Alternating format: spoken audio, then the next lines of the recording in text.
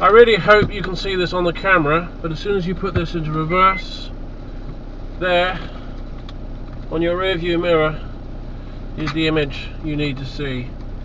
This is the only car I've come across that has that, and I think it is superb. Very good looking car, this, and I would have to say, if Kia are chucking out cars that look this good and drive this good, then there's a lot of competition. If Kia are making cars like this one, then I would say a lot of the mainstream car manufacturers have a lot to be worried about, because these cars really are that good.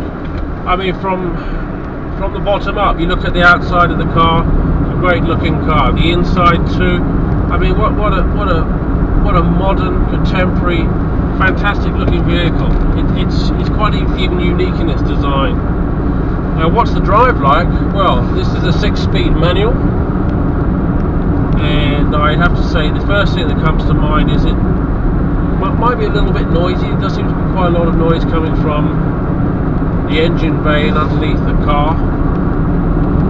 If it comes from underneath the car, it tends to give me an impression that it's not well put together, but it doesn't feel that cheap, I have to admit. One thing I would like to do though is to give the car a bit of a wiggle, get an idea of what sort of characteristics are like at steering hard at speed.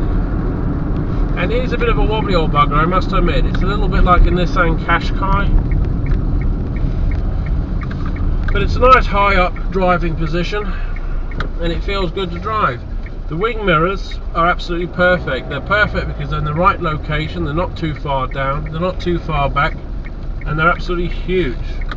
And I can assure you that I have absolutely no problem at all seeing where I've been or anything that's going on in my immediate surroundings. The rear view vision, that's a different subject altogether. The headrests dominate most of the rear window vision, and what is actually left is a very small area to look out of, and if you have 3 people in the back, believe me, you're not going to be seeing anything out the back. However, with these chunky mirrors, I don't really see how that's going to be a problem. Now, the interior of this car is lovely, very stylish. The instrument cluster is illuminated and very clear. It's not obstructed by the steering wheel. The center console here with your stereo and heat controls all looks pretty easy to operate. And the dashboard, rather unique in its shape and design. It doesn't feel cheap and nasty like a lot of cars do nowadays. There's only certain areas of the car that maybe the plastic feels a little bit suspect, maybe on the car doors, but I mean that's a small price to pay because they've certainly got it right everywhere else.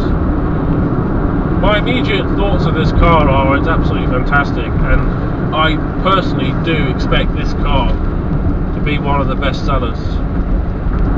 I mean, if there was a BMW badge on this, everybody would own one. It really is that good, you know, there's no exaggeration there. The only issue I have with the car is now I'm doing 50 miles an hour. If I give it that wiggle test I was talking about, it does roll around quite a lot, I must admit, but it's more the meandering. There is a bit of a funny play in the steering. But saying that, even though the steering does feel like it's about to snap, it is quite tight and it's quite responsive. It's just the car feels like it's balanced on springs, or balanced on like top of a big jelly or something. It could be a little bit harder, I think. I don't quite see why it needs to be so soft and wobbly, but saying that, a lot of cars are like this nowadays. So I think because of those characteristics, this car's not going to be the best car blasting down a motorway at 70 miles an hour. But you see there, I accelerate in 3rd gear now, the car takes off. It's certainly capable of nipping around town and stuff like that, but I also notice some sort of vibration coming from the center console now, and that's always an issue. But you've got 6 gears on this, so you could sit on the motorway at 70 miles an hour quite comfortably. I have to say the gear change is very smooth, it's very tight.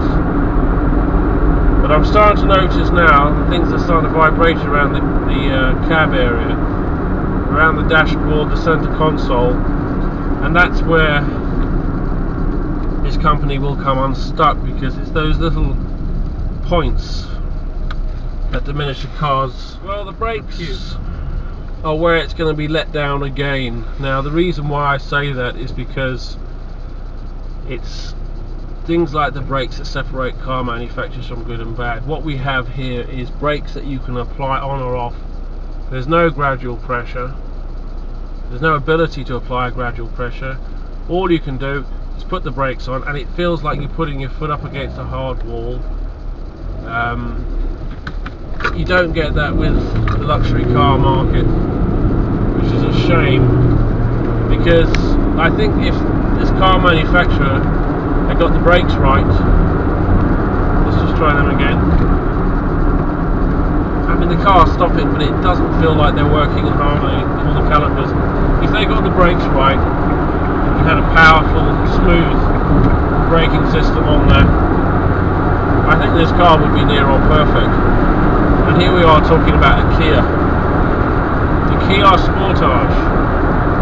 Well, I have to say, this has turned out to be one of those very rare times when a car really surprises you and ends up being a hell of a lot better than you actually ever dreamed of. This is a great car. I'm doing 70 miles an hour on the motorway now in top gear. Okay, it's dealing with it fine.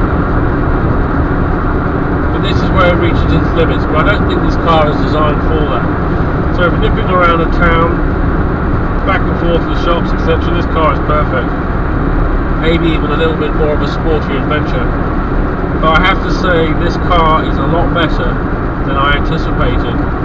And for anybody out there who's thinking about buying one, well, I would have to say, probably stick with the manual. And if there is a sportier suspension, sportier shocks, go for those. Maybe a bit of a brake upgrade.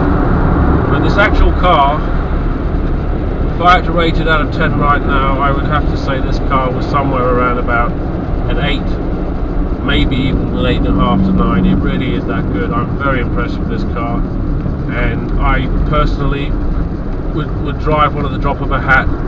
It's not only a good looking car and it's nicely put together, it's great fun to drive, and it's surprisingly responsive, and I can chuck this thing around like a